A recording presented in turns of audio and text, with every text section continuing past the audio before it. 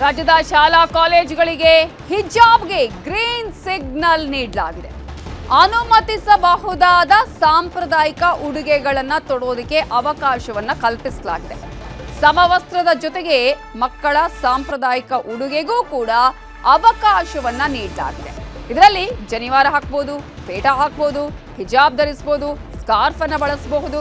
ಇದೆಲ್ಲದಕ್ಕೂ ಕೂಡ ಅವಕಾಶವನ್ನ ನೀಡಲಾಗಿದೆ.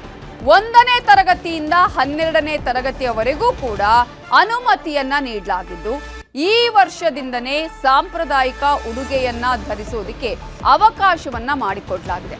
ಶಿಕ್ಷಣ ಸಚಿವರಾಗಿರುವ ಮಧು ಬಂಗಾರಪ್ಪ ಅವರು ಈ ಮಾಹಿತಿಯನ್ನ ಕೊಟ್ಟಿದ್ದಾರೆ. ಅದೇ ರೀತಿಯಾಗಿ ಆರೋಗ್ಯ ಸಚಿವರಾಗಿರುವ ದಿನೇಶ್ ಗುಂಡೂರಾವ್ ಹಾಗೆಯೇ ಮಧು ಬಂಗಾರಪ್ಪ ಅವರು ಈ ವಿಚಾರವನ್ನ ಇದೀಗ ಹೇಳಿ ಮಾಹಿತಿಯನ್ನ ನೀಡಿದ್ದಾರೆ.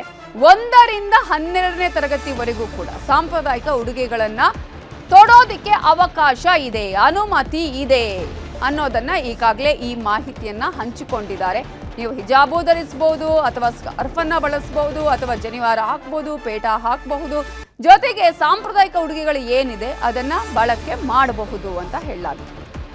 ಏನೇನು ಯಾವುದು ನಾವು ಪ್ರಾಕ್ಟೀಸ್ ಮಾಡ್ಕೊಂಬರ್ತೀವಿ ಧಾರ್ಮಿಕವಾಗಿ, ಅದು ವಿಶೇಷವಾಗಿ ಜನಿವಾರ ಹಾಕೊಳ್ಳೋದಿರಲಿ, ಶಿವದಾರ ಹಾಕೊಳ್ತಾರೆ, ಕೆಲವರು ಪೇಟ ಹಾಕೋತಾರೆ, ಕೆಲವರು ನಮ್ಮ ಉತ್ತರ ಕರ್ನಾಟಕದೊಳಗೆ ಹೆಣ್ಣು ಮಕ್ಕಳು ಏನು ಇದನ್ನ ಹಾಕ್ತಾರೆ, ಏನು ಜೈನ್ ಸಮಾಜದಲ್ಲೂ ಕೂಡ ಸಾರಿನ ಹಾಕ್ತಕ್ಕಂಥದ್ದು, ಹಿಜಾಬ್ ಇರ್ಬೋದು, ಎಲ್ಲದೂ ಕೂಡ ಸ್ಕಾರ್ಫ್ ಹಾಕ್ತಾರೆ, ಕ್ರಿಶ್ಚಿಯನ್ಸು ಕೆಲವರು ಸ್ಕಾರ್ಫ್ ಹಾಕ್ತಾರೆ. ಇದೆಲ್ಲದೂ ಕೂಡ ಅವರ ಧಾರ್ಮಿಕವಾಗಿ ಏನೇನು ಅಲೌಡ್ ಇದೆ ಅದನ್ನ ಒಂದು ಗೌರ್ಮೆಂಟ್ ಆರ್ಡರ್ ಅಲ್ಲಿ ಕರೆಕ್ಟಾಗಿ ಸ್ಪೆಸಿಫೈ ಮಾಡಿ ನಾವು ಶಿಕ್ಷಣ ಇಲಾಖೆಯಿಂದ 12ನೇ ಕ್ಲಾಸ್ವರೆಗೂ ನಮ್ಮ ಶಿಕ್ಷಣ ಇಲಾಖೆಯಲ್ಲಿ ಏನೇನು ಶಾಲೆಗಳಿದ್ದಾವೆ ಯಾವುದೇ ತರಹದ ತೊಂದರೆ ಆಗಬಾರದು ಮಕ್ಕಳಿಗೆ. ಜನಿವಾರ ಇರ್ಬೋದು, ಅವ್ರು ಹೇಳಿದ್ರಲ್ಲ ಪೇಟ ಇರ್ಬೋದು, ರುದ್ರಾಕ್ಷಿ ಹಾಕೊಳ್ತಾರೆ ಕೆಲವರು, ಇಂಥದ್ದೆಲ್ಲ ಒಂದು ಸೀಮಿತವಾದಂಥ ಪದ್ಧತಿ. ಹಿಜಾಬ್ ಹಾಕೊಳ್ತಾರೆ, ಸ್ಕಾರ್ಫ್ ಹಾಕೊಳ್ತಾರೆ, ಇದು ಸೀಮಿತ ಪದ್ಧತಿಗಳು. ಇದು ಒಂದು ಸಮವಸ್ತ್ರಕ್ಕೂ ಕೂಡ ಅಡ್ಡ ಬರುವಂಥ ಪ್ರಶ್ನೆ ಬರೋದಿಲ್ಲ. ಯಾಕಂದರೆ ಸಮವಸ್ತ್ರದ ಅವ್ರದ್ದು ಸಹಜವಾದಂಥ ವ್ಯವಸ್ಥೆ ಅಡಿಯಲ್ಲಿ ಸಮವಸ್ತ್ರ ಕಾನೂನುಗಳು ಇರ್ತದೆ. ಸೊ ಅದಕ್ಕೆ ಸೀಮಿತವಾದಂಥ ಒಂದು ಪದ್ಧತಿಗಳಿಗೆ ಅವಕಾಶವನ್ನು ಮಾಡಿಕೊಡ್ತಕ್ಕಂಥದ್ದು ಮತ್ತು ಯಾರಿಗೂ ಕೂಡ ನೋವುಂಟಾಗಬಾರ್ದು.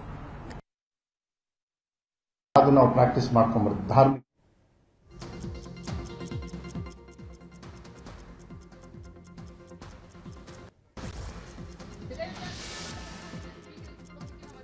ಪ್ರಗತಿ ಶೆಟ್ಟಿ ಈಗ ನೇರ ಸಂಪರ್ಕದಲ್ಲಿ ಜಾಯ್ನ್ ಆಗಿದ್ದಾರೆ. ಪ್ರಗತಿ ಶೆಟ್ಟಿ, ಬಹಳ ದೊಡ್ಡ ವಿವಾದಗಳಾಗಿತ್ತು ಈ ಹಿಂದೆ. ಇಂತಹ ಸಂದರ್ಭದಲ್ಲಿ ಇದೀಗ ಈ ರಾಜ್ಯ ಸರ್ಕಾರ ಒಂದು ಅನುಮತಿಯನ್ನು ಕೊಟ್ಟಿರೋದು, ಅದು ಹಿಜಾಬನ್ನು ಬಳಸಿ ಅಥವಾ ಸ್ಕಾರ್ಫ್ ಬಳಸಿ ಜನಿವಾರ ಪೇಟ ಯಾವುದನ್ನಾದ್ರೂ ಬಳಕೆ ಮಾಡಬಹುದು, ಧಾರ್ಮಿಕ ಹಿನ್ನೆಲೆಗೆ ಧಕ್ಕೆ ಆಗದ ರೀತಿಯಲ್ಲಿ ಅನ್ನುವಂಥದ್ದು. ಜೊತೆಗೆ ಈಗಾಗಲೇ ಸಮವಸ್ತ್ರದ ವಿಚಾರ ಅಂತ ಹೇಳಿ ಬಂದಾಗ, ಈಗ ಸಮವಸ್ತ್ರ ಹಾಕಿನೇ ಕೆಲವರು ಬೇರೆ ಬಟ್ಟೆಗಳನ್ನು ಬಳಕೆ ಮಾಡೋದು, ಅಂದರೆ ಎಕ್ಸಾಂಪಲ್ ನಾವು ನೋಡೋದಾದ್ರೆ ಈಗ ಬುರ್ಕಾವನ್ನು ಧರಿಸುವಂಥದ್ದು, ಅದಕ್ಕೂ ಕೂಡ ಅನುವು ಇದೆಯಾ? ಹೇಗೆ ಇಲ್ಲಿ ಯಾವ ರೀತಿಯಾಗಿ ಈಗ ಈ ಒಂದು ಕಾನೂನಿನಲ್ಲಿ ಯಾವೆಲ್ಲ ಅಂಶಗಳನ್ನು ಇವರು ಇಲ್ಲಿ ಉಲ್ಲೇಖ ಮಾಡಿದ್ದಾರೆ? ನವಿತಾ ಜೈನ್, ಈಗ ಸದ್ಯಕ್ಕೆ ಸರ್ಕಾರ ಹೊರಡಿಸಿರುವಂತಹ, ಇಲಾಖೆ ಹೊರಡಿಸಿರುವಂತಹ ಈ ಒಂದು ಹೊಸ ಆದೇಶದ ಪ್ರಕಾರ ಹಿಜಾಬ್ ಅನ್ನ ಧರಿಸೋದಕ್ಕೆ ಅವಕಾಶ ಇದೆ, ಸ್ಕಾರ್ಫ್ ಅನ್ನ ಧರಿಸೋದಕ್ಕೆ ಅವಕಾಶ ಇದೆ. ಕೆಲವೊಂದಿಷ್ಟು ಧರ್ಮದವರು ಸ್ಕಾರ್ಫ್ ಅನ್ನು ಧರಿಸ್ತಾರೆ, ಅಂತವರು ಸ್ಕಾರ್ಫ್ ಅನ್ನ ಧರಿಸೋದಕ್ಕೆ ಅವಕಾಶ ಇದೆ. ಜೊತೆಗೆ ಶಿವದಾರ ಅಂತ ಏನ್ ಕರಿತೀವಿ ಅದನ್ನ ಧರಿಸೋದಕ್ಕೂ ಕೂಡ ಅವಕಾಶ ಇದೆ. ರುದ್ರಾಕ್ಷಿ ಆಗ್ಲಿ, ಜನಿವಾರ ಆಗ್ಲಿ, ಇವುಗಳೆಲ್ಲವನ್ನು ಕೂಡ ಧರಿಸಿ ಶಾಲೆಗೆ ಬರಬಹುದು. ಅದರ ಜೊತೆಗೆ ಮುಖ್ಯ ಪರೀಕ್ಷೆಯಲ್ಲಿ ಕೂಡ ಭಾಗಿಯಾಗಬಹುದು ಅನ್ನುವಂತಹ ಒಂದು ಮಹತ್ವದ ಆದೇಶವನ್ನ ಮಾಡಿರುವಂತದ್ದು.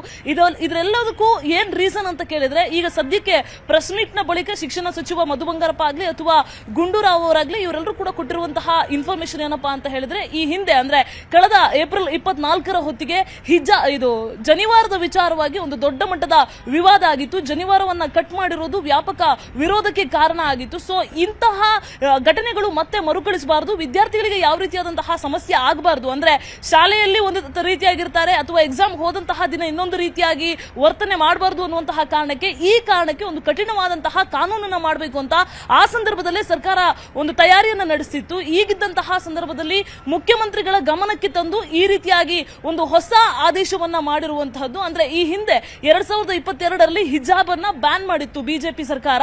ಅದಾದ ಮೇಲೆ ಈಗ ಹಿಜಾಬ್ ಅನ್ನ ಧರಿಸಿ ಬರೋದಕ್ಕೆ ಅವಕಾಶವನ್ನ ಮಾಡಲಾಗಿದೆ. ಅದ್ರ ಜೊತೆಗೆ ಜನಿವಾರ ಆಗ್ಲಿ ಅಥವಾ ಇನ್ನಿತರ ಧಾರ್ಮಿಕ ಸಂಕೇತಗಳನ್ನ ಧರಿಸಿ ಬರೋದಕ್ಕೂ ಕೂಡ ಅವಕಾಶವನ್ನ ಮಾಡಿಕೊಡಲಾಗಿದೆ. ಇಲ್ಲಿ ಆದೇಶ ಆದೇಶದಲ್ಲಿ ಸ್ಪಷ್ಟವಾಗಿ ಉಲ್ಲೇಖ ಮಾಡಿದ್ದಾರೆ. ಈ ಏನ್ ಧರಿಸಿ ಬರ್ತಾರಲ್ಲ ಆ ಧಾರ್ಮಿಕ ಸಂಕೇತಗಳು ಅದ್ಯಾವೂ ಕೂಡ ಸಮವಸ್ತ್ರಕ್ಕೆ ಧಕ್ಕೆಯನ್ನ ಉಂಟು ಮಾಡಬಾರದು ಅನ್ನುವಂತಹ ಒಂದು ಅಂಶವನ್ನ ಆದೇಶದಲ್ಲಿ ಉಲ್ಲೇಖ ಮಾಡಲಾಗಿದೆ. ಬಟ್ ಸೇಮ್ ಟೈಮ್ ಇವಾಗ ಆಲ್ರೆಡಿ ಹಿಂದೂ ಸಂಘಟನೆಗಳಾಗ್ಲಿ ಅಥವಾ ಒಂದಿಷ್ಟು ವಿದ್ಯಾರ್ಥಿ ಸಂಘಟನೆಗಳು ಆಕ್ರೋಶವನ್ನ ಹೊರಹಾಕೋದಕ್ಕೂ ಕೂಡ ಶುರುವಾಗಿದೆ. ಯಾಕಂದ್ರೆ ಹಿಜಾಬ್ ಅನ್ನ ಧರಿಸಿ ಬರೋದಕ್ಕೆ ಅವಕಾಶ ಇದೆ ಅಂದ್ಮೇಲೆ ಕೇಸರಿ ಶಾಲನ್ನ ಧರಿಸಿ ಬರೋದಕ್ಕೆ ಯಾಕೆ ಅವಕಾಶ ಇಲ್ಲ ಅನ್ನುವಂತಹ ಪ್ರಶ್ನೆಯನ್ನು ಕೂಡ ಎತ್ತೋದಕ್ಕೆ ಶುರುವಾಗಿದೆ. ಆದ್ರೆ ಸದ್ಯಕ್ಕೆ ಶಿಕ್ಷಣ ಸಚಿವರು ಕೊಟ್ಟಿರುವಂತಹ ಇನ್ಫಾರ್ಮೇಶನ್ ಪ್ರಕಾರ ಕೇವಲ ಹಿಜಾಬ್ ಧರಿಸಿ ಬರೋದಕ್ಕೆ, ಹಿಜಾಬು, ಸ್ಕಾರ್ಫು, ಶಿವಧಾರ, ರುದ್ರಾಕ್ಷಿ, ಜನಿವಾರ, ಧಾರ್ಮಿಕ ಸಂಕೇತಗಳನ್ನ ಧರಿಸಿ ಬರೋದಕ್ಕೆ ಅವಕಾಶ ಇದೆ. ಆದ್ರೆ ಶಾಲುಗಳನ್ನ ಧರಿಸಿ ಬರೋದಕ್ಕೆ ಯಾವುದೇ ರೀತಿಯಾಗಿ ಅವಕಾಶ ಇಲ್ಲ ಅನ್ನೋದನ್ನ ಸ್ಪಷ್ಟವಾಗಿ ಈಗ ತಿಳಿಸಿರುವಂತದ್ದು